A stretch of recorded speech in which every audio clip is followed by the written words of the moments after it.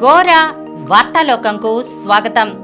ఈనాటి ముఖ్యాంశాలు: ఉద్దానానికి ఊపిరి, దశాబ్దాల మహమ్మారికి సీఎం వైఎస్ జగన్ శాశ్వత పరిష్కారం, పటిష్ట ఏఐ నిబంధనలు, తొలిసారే సీఎం పదవి, రాజస్థాన్లో భజన్ లాల్ శర్మకు జాక్పాట్, 2040 కల్లా చందమామపై భారత వ్యోమగామి, పాక్ ఆర్మీ పోస్ట్పై ఆత్మాహుతి దాడి, 23 మంది సైనికులు మృతి, గణతంత్ర వేడుకలకు బైడెన్ రావడం లేదు, తలలో తోటాతో 18 ఏళ్లు ఆపరేషన్ చేసి తొలగింపు, ఆందోళనకర స్థాయిలో స్మార్ట్ ఫోన్ వినియోగం, శరీర బరువు అదుపులో ఉంటేనే ఆరోగ్యం,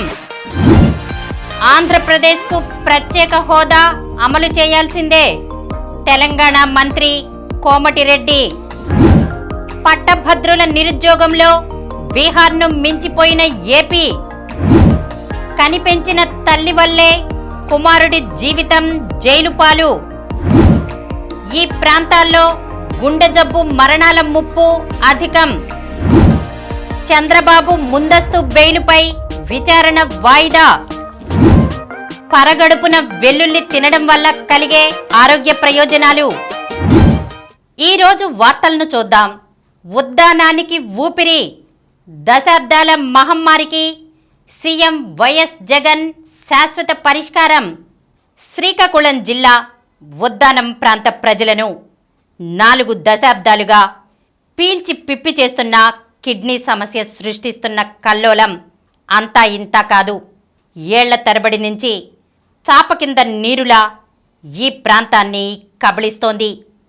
ఇక్కడున్న జనాభాలో 21% పైగా కిడ్నీ వ్యాధితో బాధపడుతున్నారంటే పరిస్థితి ఎంత తీవ్రంగా ఉందో అర్థం చేసుకోవచ్చు. ఇప్పటికే 15,000 మంది చనిపోయినట్లు అంచనా. ఒక అంచనా ప్రకారం జిల్లాలో 112 గ్రామాలు కిడ్నీ బారిన పడి విలవిల్లాడుతున్నాయి. వీరంతా విశాఖపట్నం వెళ్లాల్సి వచ్చేది. వారానికి 2 సార్లు కూడా వెళ్లేవారు ఉన్నారు. ఎంతోమంది డబ్బులు లేక వైద్యం చేసుకోలేక ప్రాణాలను కోల్పోయేవారు. ఇలాంటి ఆపత్కాలంలో ఉద్దానంలో కిడ్నీ బాధితులకు కిడ్నీ రీసెర్చ్ సెంటర్ పెద్ద ఊరట కలిగిస్తుంది. వీరి కోసం ముఖ్యమంత్రి వైఎస్ జగన్మోహన్ రెడ్డి 2 ప్రధాన కార్యక్రమాలు చేపట్టడం గొప్ప విషయం. సూపర్ స్పెషాలిటీ ఆసుపత్రి ఏర్పాటు చేయడంతో పాటు వంశధార నది నుంచి మంచినీటిని అందించేందుకు చర్యలు చేపట్టడం, అది కూడా హామీ ఇచ్చిన 5 ఏళ్లలో పనులు పూర్తి చేయడం చరిత్రాత్మకం.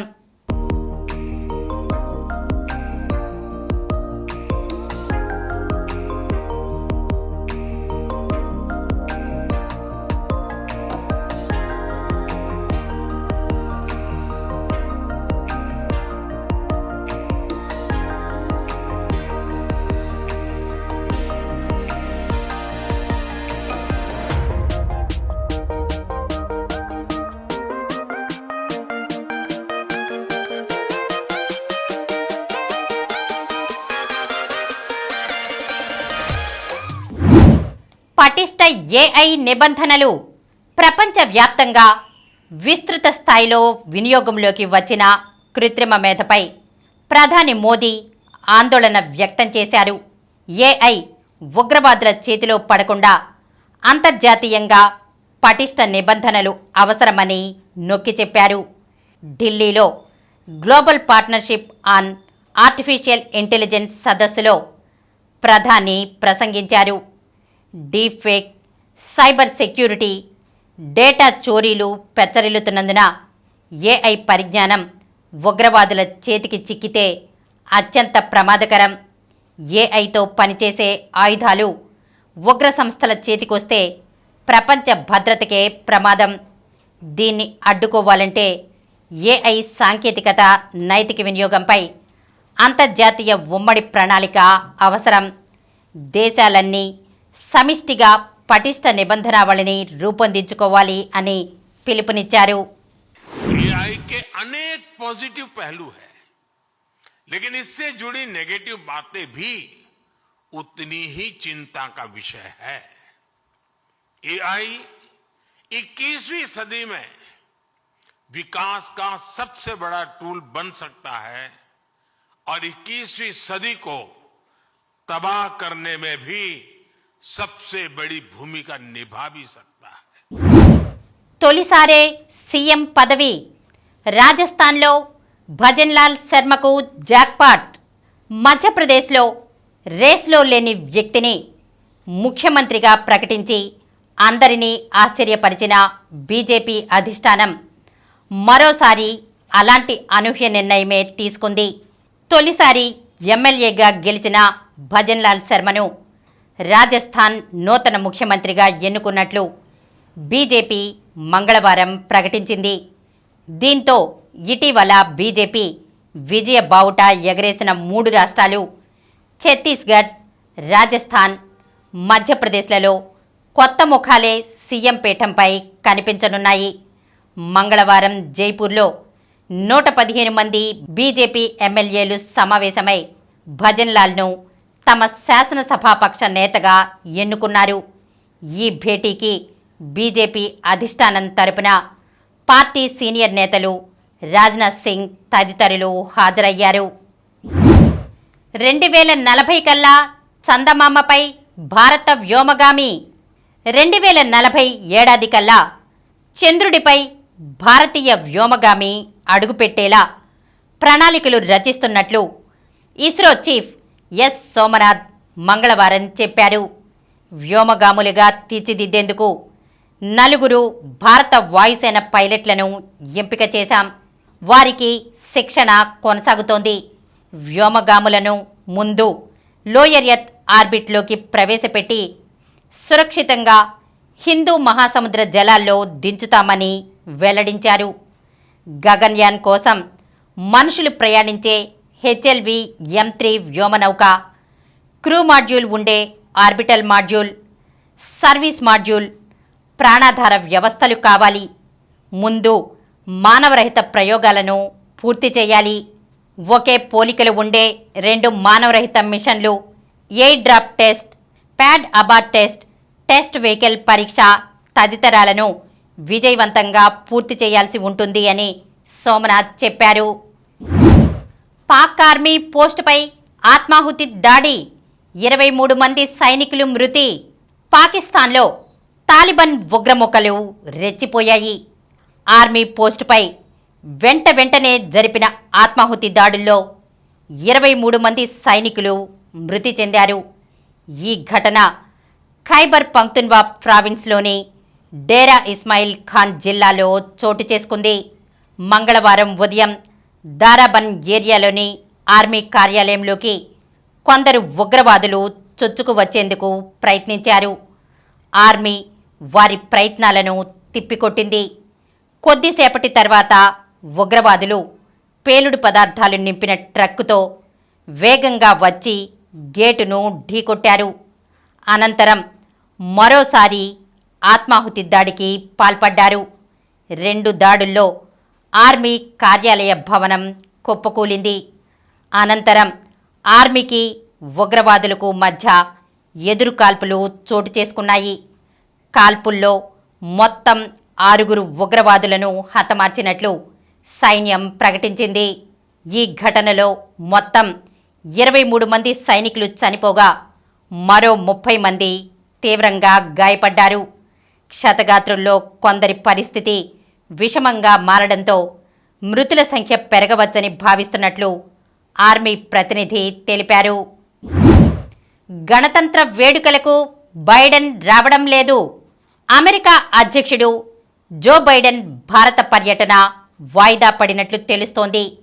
జనవరిలో ఢిల్లీలో గణతంత్ర వేడుకల్లో ముఖ్య అతిథిగా హాజరయ్యేందుకు ఆయన భారత్ రావడం లేదని విశ్వసనీయ వర్గాలు తెలిపాయి. గణతంత్ర వేడుకలప్పుడే క్వాడ్ సమిట్ కూడా జరపాలని భారత్ భావించినా దాన్ని తర్వాత నిర్వహించాలని తాజాగా నిర్ణయానికొచ్చింది. ఇదే పర్యటన వాయిదాకు కారణమని సమాచారం. తలలో తోటాతో 18 ఏళ్లు ఆపరేషన్ చేసి తొలగింపు. అంతర్యుద్ధంతో అట్టుడుకుతున్న అరబ్ దేశం యెమెన్లో ఓ బాలుని తలలోకి బుల్లెట్ దూరింది. 18 ఏళ్ల పాటు అలాగే ఉండిపోయింది. చివరికి దానిని బెంగళూరు వైద్యులు విజయవంతంగా తొలగించారు. బాధితుడు 11 ఏళ్ల వయసులో తండ్రితో కలిసి పొలం పని చూసుకుని ఇంటికి తిరిగి వస్తున్నాడు. ఆ సమయంలో 2 ముఠాల మధ్య కాల్పులు మొదలయ్యాయి. ఒక తూట బాలుని తల ఎడమ భాగంలోకి చొరబడింది. స్థానిక వైద్యులు చికిత్స చేసి ప్రాణాలు కాపాడారు. కానీ తూట తల లోపల భాగంలో చిక్కుబడి అలాగే ఉండిపోయింది.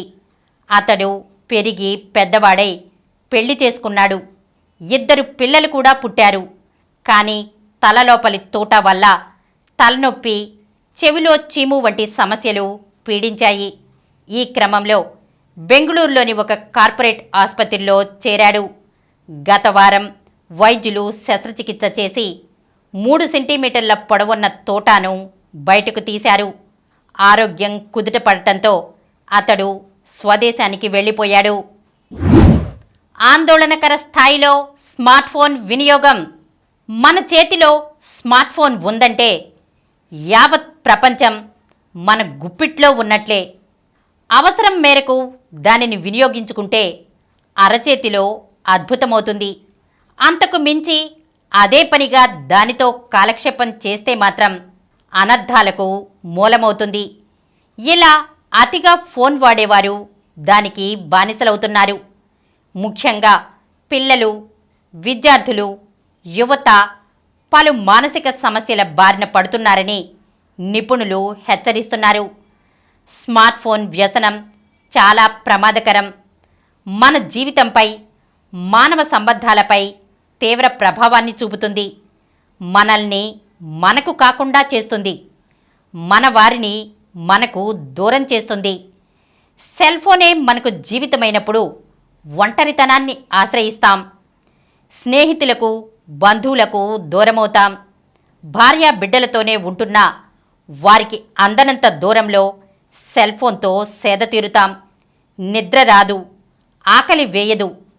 కళ్లకు తప్ప మెదడుకు పని లేకపోవడంతో మెదడు మొద్దుబారి జ్ఞాపకశక్తి తగ్గడమే కాక పలు మానసిక రుగ్మతలకు ద్వారాలు తెరుస్తుంది. శరీర బరువు అదుపులో ఉంటేనే ఆరోగ్యం. ప్రస్తుత కంప్యూటర్ యుగంలో ప్రజల జీవనంలో పెను మార్పులు చోటు చేసుకున్నాయి. కదలికలేని జీవన విధానం, ఆహారపు అలవాట్లు కారణంగా చిన్నప్పటి నుంచే ఊబకాయలుగా మారుతున్నారు.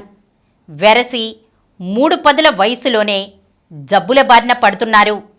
విజయవాడలోని ప్రభుత్వ, ప్రైవేట్ ఆసుపత్రులకు వస్తున్న రోగుల్లో ఊబకాయం, శారీరక శ్రమ లేకపోవడం వల్ల జబ్బుల బారిన పడుతున్న వారే అధికంగా ఉంటున్నట్లు వైద్యులు చెబుతున్నారు.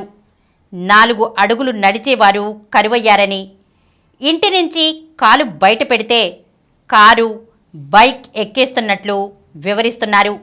దీంతో శరీరంలో కొలెస్ట్రాల్ పెరిగి రక్తనాళాల్లో పూడికలు ఏర్పడి ఇటీవల ఎక్కువగా ఆకస్మిక మరణాలకు దారితీస్తున్నట్లు వైద్యులు సూచిస్తున్నారు. ఒబిసిటీ కారణంగా గుండె జబ్బులు, బ్రెయిన్ స్ట్రోక్, కిడ్నీ సమస్యలు, కీళ్ల సమస్యలు, మధుమేహం, రక్తపోటు, మానసిక సమస్యలు తలెత్తుతున్నట్లు వైద్యులు చెబుతున్నారు. ఆంధ్రప్రదేశ్కు ప్రత్యేక హోదా అమలు చేయాల్సిందే. తెలంగాణ మంత్రి కోమటిరెడ్డి ఏపీ విభజన చట్టంలో 2 రాష్ట్రాలకు ఇచ్చిన హామీలు నెరవేర్చకపోవడం బాధాకరమని తెలంగాణ మంత్రి కోమటిరెడ్డి వెంకట్రెడ్డి అన్నారు. ప్రధానమంత్రి హోదాలో మన్మోహన్ సింగ్ నాడు ఆంధ్రప్రదేశ్కు ప్రత్యేక హోదా కల్పిస్తామని హామీ ఇచ్చినందున ప్రస్తుత ప్రధాని మోదీ ఆ నిర్ణయాన్ని అమలు చేయాలని డిమాండ్ చేశారు. ఆంధ్రప్రదేశ్లో అన్ని వర్గాల ప్రజలు కొట్లాడుతున్నారు, పోరాటం చేస్తున్నారు, పార్టీలకు అతీతంగా పోరాటం చేస్తున్నారు. కాకపోతే నా డిమాండ్ ఏంటంటే ఆంధ్రప్రదేశ్తో పాటు తెలంగాణ కూడా ఇచ్చిన విభజన చట్టంలో ఉన్న హామీలన్నీ కూడా తెలంగాణ కూడా అమలు పరచాలని మా డిమాండ్ చేస్తున్నాం. ఆంధ్రప్రదేశ్ సంబంధించి స్పెషల్ స్టేటస్కు మా పూర్తి మద్దతు ఉంటుంది. పట్టభద్రుల నిరుద్యోగంలో బీహార్ను మించిపోయిన ఏపీ మన రాష్ట్రానికి మరో అగ్రస్థానం దక్కింది. పేదరికం నిర్మూలించడంలోనో, యువతకు నైపుణ్య శిక్షణ ఇవ్వడంలోనో, లేక ఉపాధి కల్పించడంలోనో కాదు, నిరుద్యోగంలో ఈ ఘనత దక్కింది. గ్రాడ్యుయేట్లలో 24% నిరుద్యోగ రేటుతో దేశంలో ఏపీ ప్రథమ స్థానంలో నిలిచింది. రాష్ట్రంలో పట్టభద్రుల్లో నిరుద్యోగిత జాతీయ సగటు కంటే 11% అధికంగా ఉంది. వెనుకబడిన బీహార్ రాష్ట్రం కూడా ఈ విషయంలో ఏపీ కంటే మెరుగ్గా ఉంది. కేంద్ర ప్రభుత్వం విడుదల చేసిన పీరియాడిక్ లేబర్ ఫోర్స్ సర్వే నివేదిక ఈ గణాంకాలను వెల్లడించింది. కనిపెంచిన తల్లి వల్లే కుమారుడి జీవితం జైలుపాలు. ఏ తల్లి అయినా తన కుమారుడిని గొడవల్లోకి వెళ్లవద్దని చెబుతుంది. వివాదాల్లో తలదూరిస్తే భవిష్యత్తు దృష్టిలో ఉంచుకుని నయానో భయానో కట్టడి చేస్తుంది. కానీ ఈ తల్లి మాత్రం దీనికి పూర్తిగా విరుద్ధం. కొడుకును రెచ్చగొట్టి మరీ గొడవలకు పంపి ఒక యువకుడి హత్యకు కారణమై తన కుమారుడి జీవితాన్ని జైలుపాలు చేసింది. 2020 మే 29న రాత్రి 9 గంటలకు తోట సందీప్ అనే యువకుడు సనత్ నగర్లో పండు ఇంటికొచ్చాడు. పండును అదుపులో పెట్టుకోమని తల్లి పద్మావతిని హెచ్చరించాడు. ఆ రోజు వేకువన ఇంటికొచ్చిన పండుతో సందీప్ను చంపితేనే ఇంటికి రా, అప్పటి వరకు ఇంటికి రావద్దని రెచ్చగొట్టి గొడవకు పంపింది. దీంతో పండు తన 2 అనుచరులను వెంటబెట్టుకుని 2020 మే 30న ఉదయం 8 గంటలకు పటమట డొంక రోడ్లోని సందీప్ ఐరన్ షాప్ వద్దకు మారణాయుధాలతో వచ్చాడు. షాపులో పనిచేస్తున్న 3 సిబ్బందిపై కత్తులతో దాడి చేశారు. ఈలోపు స్థానికులు చేరుకోగా అక్కడి నుంచి పరారయ్యారు. 2020 మే 30న సాయంత్రం పటమట తోటవారి వీధిలో ఓ భూ వివాదానికి సంబంధించి కేటీఎం పండు, సందీప్ చెరొక 30 మంది గ్యాంగులుగా ఏర్పడి మారణాయుధాలతో జనావాసాల మధ్య దాడి చేసుకున్నారు. ఈ ఘటనలో సందీప్ ప్రాణాలు కోల్పోయాడు. ఈ కేసు అప్పట్లో రాష్ట్ర వ్యాప్తంగా సంచలనమైంది. ఈ ఘటనలో 57 మందిని అరెస్టు చేసి వారిపై రౌడీ షీట్లు, సస్పెక్ట్ షీట్లు తెరిచి నగర బహిష్కరణ కూడా చేశారు. దీనిలో ప్రధాన నిందితుడిగా కేటీఎం పండు ఉన్నాడు. గ్యాంగ్ వార్ కేసులో పండు, ప్రశాంత్, రవితేజలను అరెస్ట్ చేసి రిమాండ్కు పంపడంతో వారిపై పీటీ వారెంట్ దాఖలు చేశారు. గ్యాంగ్ వార్కు పద్మావతి కారణమని విచారణలో నిర్ధారించిన పోలీసులు నిందితులతో పాటు ఆమెపై కూడా రౌడీ షీట్ తెరిచారు. పెనమలూరు ఠాణాలో ఇప్పటికీ ఆమెపై రౌడీ షీట్ ఉంది. ఈ ప్రాంతాల్లో గుండె జబ్బు మరణాల ముప్పు అధికం. ఆసియా, ఐరోపా, ఆఫ్రికా ప్రజలకు గుండెకు సంబంధించిన రుగ్మతలతో మరణం ముప్పు ఎక్కువగా ఉంటుందని తాజా అధ్యయనం పేర్కొంది. అధిక రక్తపోటు, కొలెస్ట్రాల్, ఆహార సంబంధ ఇబ్బందులు, వాయు కాలుష్యం ఇందుకు ప్రధాన కారణమవుతున్నట్లు తెలిపింది. వాషింగ్టన్ విశ్వవిద్యాలయం సహా అమెరికాలోని పలు పరిశోధనా సంస్థలు ఈ అధ్యయనాన్ని నిర్వహించాయి.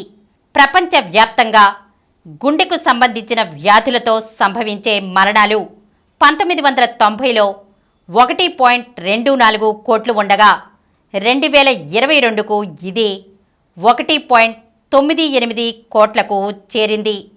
ప్రపంచ జనాభా వృద్ధి, వార్ధక్యం వంటి అంశాలను ఇది తెరపైకి తెస్తోందని తాజా అధ్యయనం వివరించింది. చంద్రబాబు ముందస్తు బెయిలుపై విచారణ వాయిదా.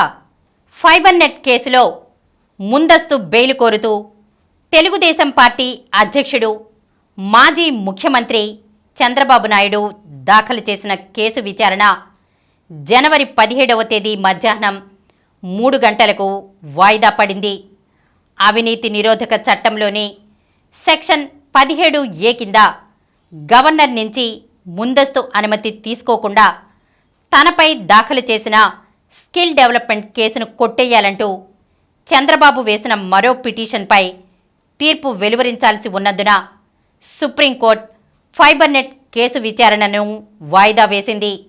మంగళవారం దీనిపై విచారణ చేపట్టిన జస్టిస్ అనిరుద్ధ బోస్, జస్టిస్ బేలా ఎం త్రివేదులతో కూడిన ధర్మాసనం ఈ మేరకు ఉత్తర్వులు జారీ చేసింది. పరగడుపున వెల్లుల్లి తినడం వల్ల కలిగే ఆరోగ్య ప్రయోజనాలు. తల్లి చేసే మేలు వెల్లుల్లి చేస్తుందంటారు. ఈ విషయాన్ని వైద్యశాస్త్రం ఎప్పుడో గుర్తించింది.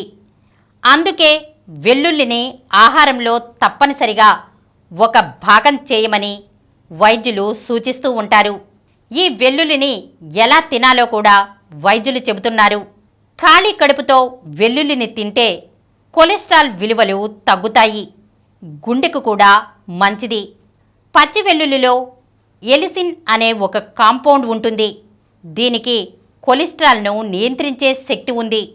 అందువల్ల ఉదయం లేచిన వెంటనే కొన్ని పచ్చి వెల్లుల్లి రెబ్బలను తిని నీళ్లు తాగమంటారు.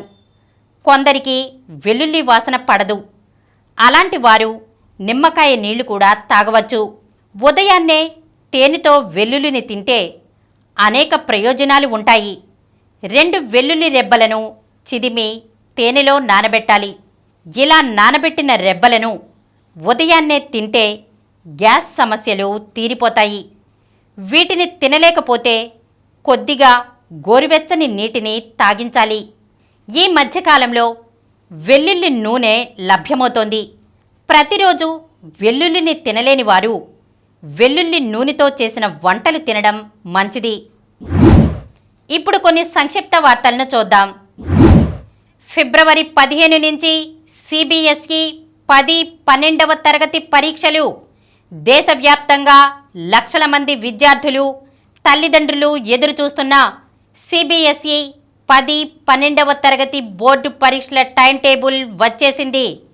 ఈ 2 తరగతుల పరీక్షలు ఫిబ్రవరి 15న ప్రారంభమవుతాయి.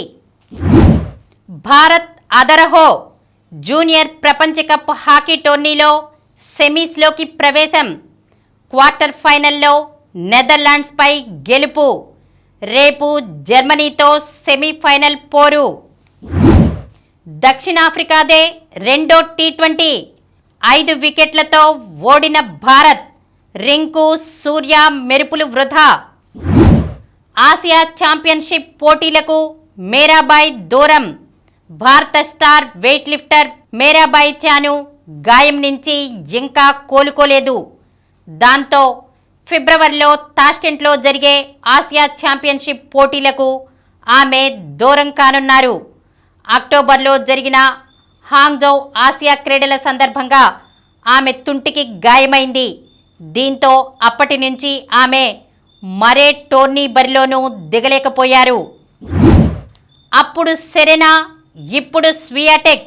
Poland tennis star Iga Swiatek వరుసగా రెండో ఏడాది ప్లేయర్ ఆఫ్ ద ఇయర్ అవార్డును గెలుచుకుంది. మహిళల టెన్నిస్ సంఘంలో ఈ ఘనత సాధించిన రెండో ప్లేయర్గా ఆమె నిలిచింది. భారత జట్టులో అవినాష్, అభిషేక్. అండర్-19 ప్రపంచ కప్ క్రికెట్ టోర్నీలో పాల్గొనే భారత జట్టును మంగళవారం BCCI జూనియర్ సెలక్షన్ కమిటీ ప్రకటించింది.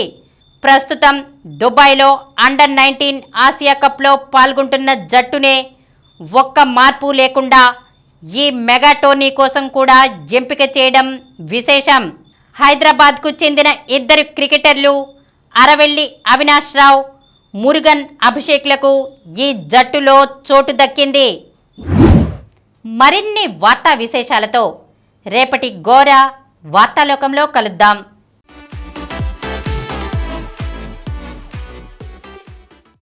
ప్రతిరోజు వార్తా విశేషాల కోసం అనతి కాలంలోనే 20 కోట్ల వ్యూస్కు చేరువలో ఉన్న డాక్టర్ సమరం మల్టీ ఛానల్ నెట్వర్క్ సమర్పించు గోరా వార్తాలోకంకు సబ్స్క్రైబ్ చేయండి, లైక్ చేయండి, మీ ఫ్రెండ్స్కి షేర్ చేయండి.